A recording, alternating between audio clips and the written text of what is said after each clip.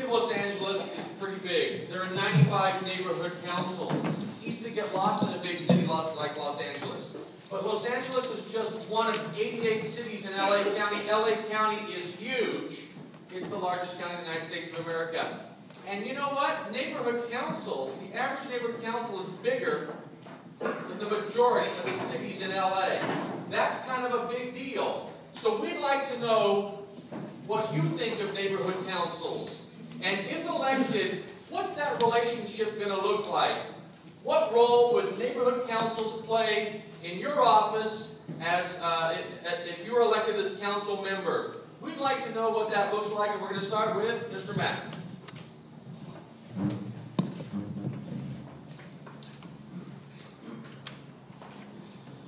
Neighborhood councils are your voice.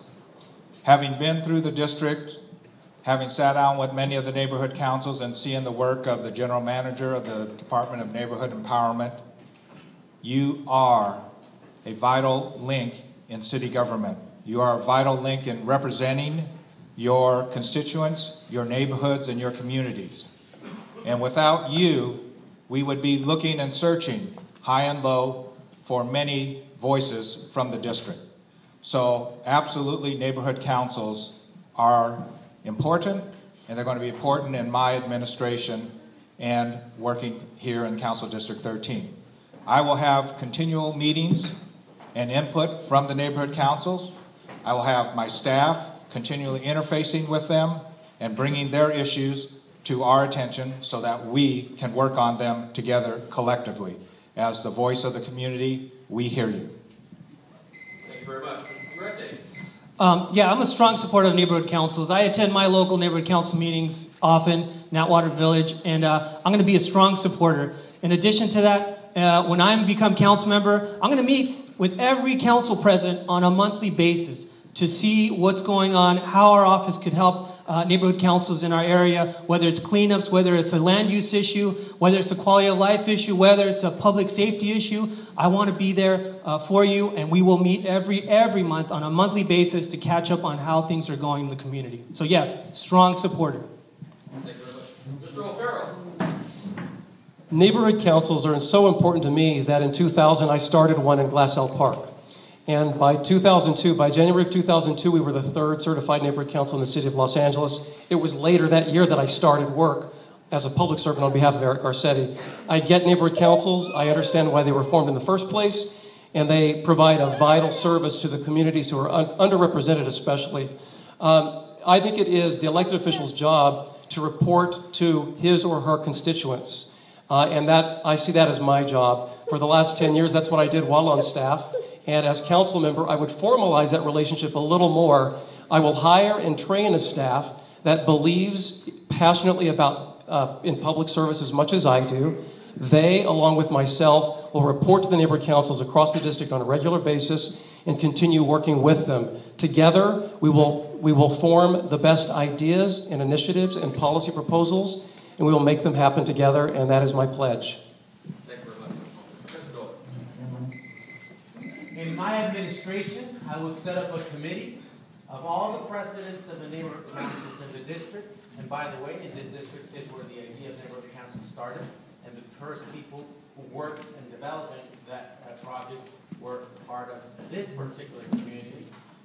They would have a seat at the table. Any decision that the council member will make will be filtered through that particular body in an advisory capacity, as far as the law allows. 1. 2, it's the only body where undocumented immigrants can participate and can vote. And even some folks under the age of 16 can vote in some neighborhood councils. So it's the true heart of our democracy at the neighborhood level. Unfortunately, and once again, in the 90s and the 2000s, I did a study with NALEO in terms of the participation of immigrants and Latinos in those bodies, and it's very low. So I would work to get them more money, more participation of ethnic minorities, and power. Thank you. Mr. Post. Thank you. I really can't say enough about the neighborhood council process, and we need to utilize that more and for more help in City Hall. Los Angeles has the fewest number of council members of any large city in the country. Most cities, New York, Chicago, have up to 40 council members. We only have one elected official for 260,000 individuals. So it's critical that we get support and help from the neighborhood councils. So some of my ideas are that, for example, this study that they were proposing last year, $10 million to study the sidewalks to see if they need to be fixed. Why don't we collaborate with the neighborhood councils, get some of the volunteers out there who are willing bodies to go around and take the survey and check out the sidewalks. This could save us $10 million and use that money to actually repair the sidewalks. It's common sense leadership. Thank you. Thank you.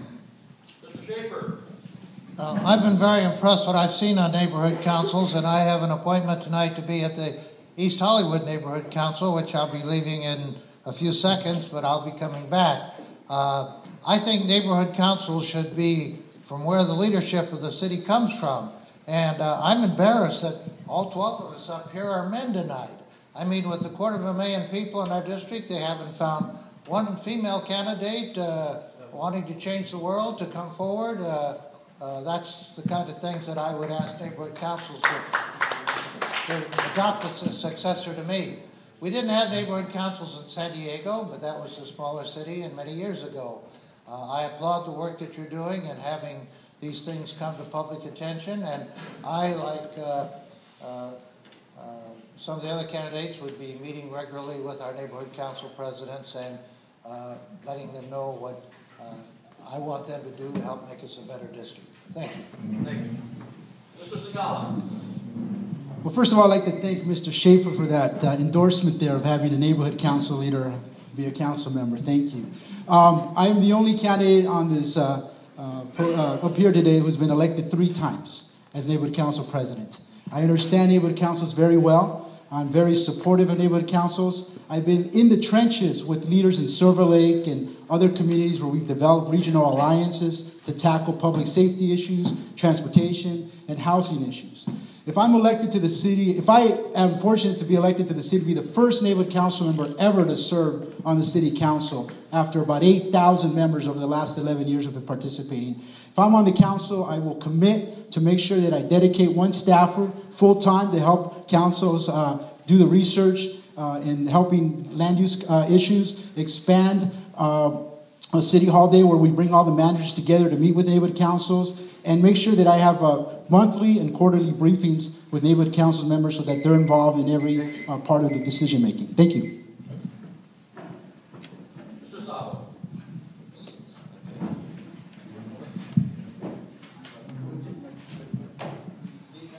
Neighborhood councils, I think that I'd like you to actually, first of all, thank you for hosting the debate neighborhood council, but secondly, I think that you can raise the expectations for what you can accomplish. You have a more powerful voice than you realize inside City Hall, and I think that if organized correctly, you can have a lot more power on citywide policy. I want to point out Matthew Rudnick. He's sitting in the audience. He's the assistant general manager of cultural affairs, but he was the architect of the neighborhood council budget survey. And that was a tool that we used very frequently when putting together the budget. It meant something. Those priorities that you select actually affect public policy. I do want to say one last thing in the last 10 seconds. The work that Silver Lake Neighborhood Council is doing through its outreach committee is exactly the kind of work that I would like all of the neighborhood councils district-wide to do. Not just focus insularly on the neighborhood council, but to reach out to the community and engage the community on an ongoing basis. Thank you. Mr. Choi. My first position with the city was as a field deputy, a city council member, and in that role I spent an incredible amount of time with neighborhood councils, often 2 or 3 a night. And I've seen over the last 10 years the evolution of neighborhood councils, and I think it's a great thing. We are in a stage now, in my opinion, where neighborhood councils have really started to mature in terms of understanding not only the processes, but also demanding more service and support from the city, and also really laying out agendas. I think that's what's really important here. I think the city does a very poor job of actually communicating with our neighborhood councils, whether it's policies that are being rolled out. I think the budget conversations was a great first step, but we need to do more to make sure that neighborhood councils are early parts of the conversation so that we can get input and information out early and often. I think that's something that's very lacking lacking in the Department of Neighborhood Empowerment. That's something that I really want to focus on. Just a few weeks ago, County Supervisor Ridley Thomas actually asked me to sit on a panel where we discussed neighborhood councils 10 years later, and we discussed a lot of these issues. I committed my time to sit on that panel because I thought it was really important to have this conversation. Neighborhood councils are part of the future of LA. Thank you. Mr. De Ocampo. I was elected twice to the Greater Griffith Park Neighborhood Council, and I understand the hard work that you do, and it's a lot of volunteer hours. One, I'm going to fight for your budget to make sure that there's no more cuts. I think you deserve this budget, and it needs to go into the community. Second, I want to make sure that you feel empowered. I want to be able to get your advice from developments to crime, community gardens, on how we can be helpful in our office once elected. Second, I want technological upgrades. There needs to be more technological upgrades so there's an interface between Dunn and the neighborhood councils that can help you with managing your budgets and your accounts. And fourth is making sure that we try to encourage leadership training, to get neighborhood councils together to find best practices and make sure that they're empowering their neighborhoods as well. Thank you. Mr. Harrelson.